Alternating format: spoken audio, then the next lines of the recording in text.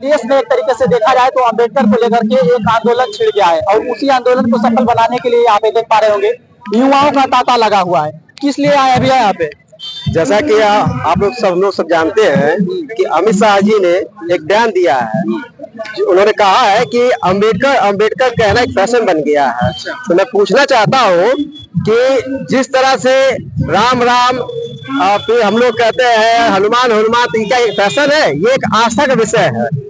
दलित समाज का पूरा आस्था बाबा साहब के साथ में है और जो भी अधिकार हमें आज तक मिला है उन्हीं की वजह से मिला है।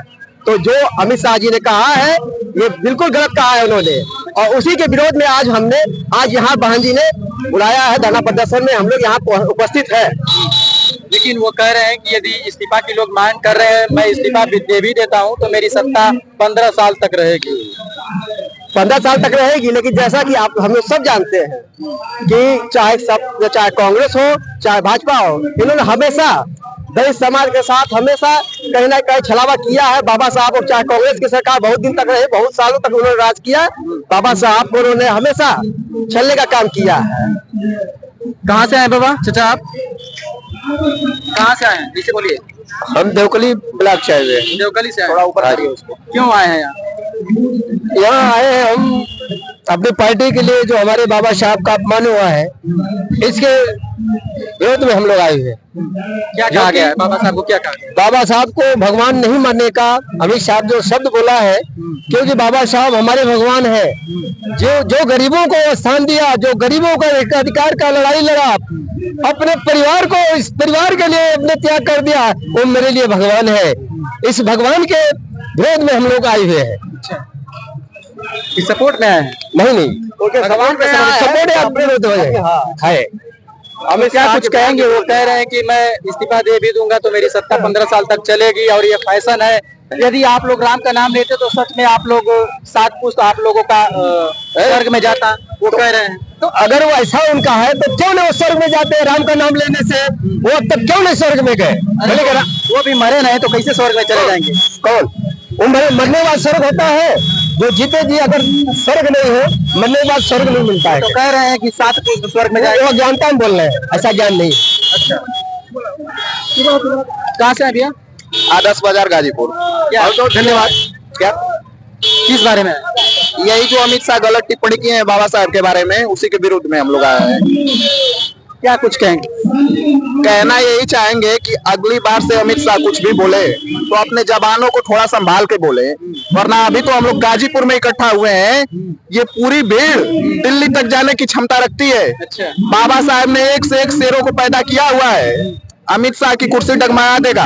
अच्छा। और जो ये चैलेंज कर रहे हैं कि बीजेपी 15 साल तक रहेगी, अभी चुनाव हुआ नहीं, वो कैसे टारगेट कर सकते हैं 15 साल तक रहेगी?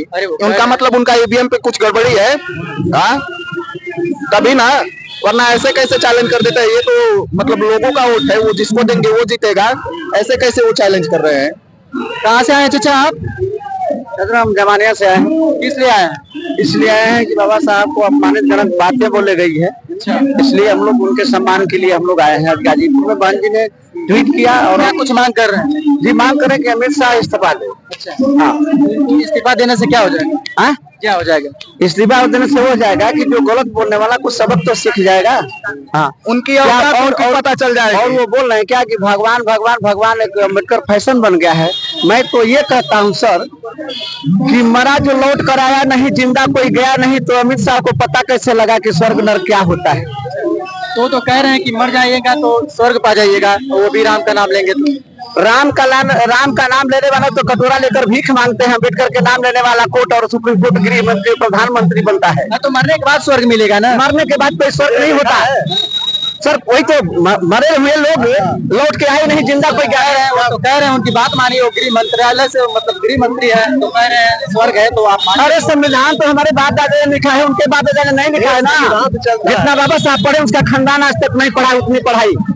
ये गलत बोला जा रहा है ना। अरे जिसको सम्मान नहीं दे सकते तो सम्मान लेते क्यों है? आपका सम्मान लेने का अधिकार नहीं, क्योंकि भारतीय संविधान को लिखे पूरे हिंदू भारत देश के एक एक समाज के लोगों को उन्होंने सम्मान दिया, पढ़ने लिखने का अधिकार दिया।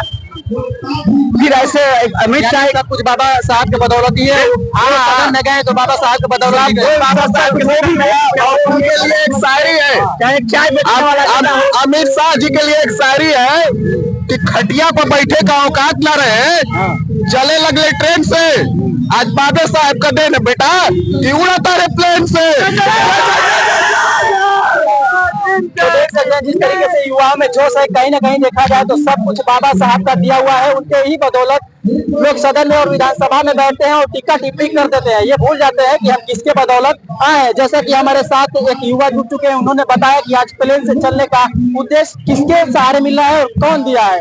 तो साफ तौर से अपने शायरी के माध्यम से इन्होंने बताया। बाकी प्रदेश में हर जगह पे धरना और प्रदर्शन किया जा रहा है। साथियों, यहाँ पे भी जनपद गाजीपुर में अम्बेडकरवादियों की तरफ से, बहुजन समाजवादी पार्टी की तरफ से जितने भी पार्टी आए, कहीं ना कहीं देखा जाए तो भारतीय जनता पार्टी को छोड़ा करके हर पार्टी बाबा साहब के सम्मान में उतरी है। वैसे तो भारतीय जनता पार्टी के कई लोग अम्बेडकर को मानने वाले हैं और उनका समर्थन और सम्मान करते हैं। मैं किसी को विशेष रूप से टारगेट और नाम नहीं लेता हूँ, लेकिन जो बाबा साहब का जो नाम लेते हैं, बाबा साहब को जो सम्मान करते हैं, वो इस प्रदर्शन में भाग लिए हुए हैं। तो साथियों, अपना कमेंट सेक्शन में सुझाव और विचार जरूर बताइएगा। बहुत बहुत धन्यवाद। जय हिंद।